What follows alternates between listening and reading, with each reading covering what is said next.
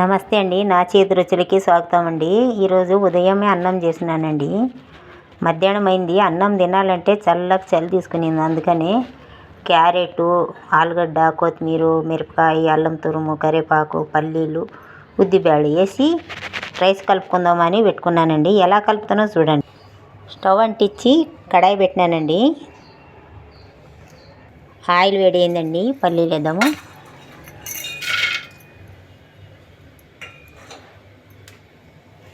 జీలకర్ర, ఆవాలు,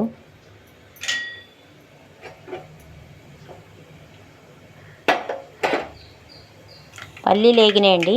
మిగతా ఐటెం కూడా వేద్దాం.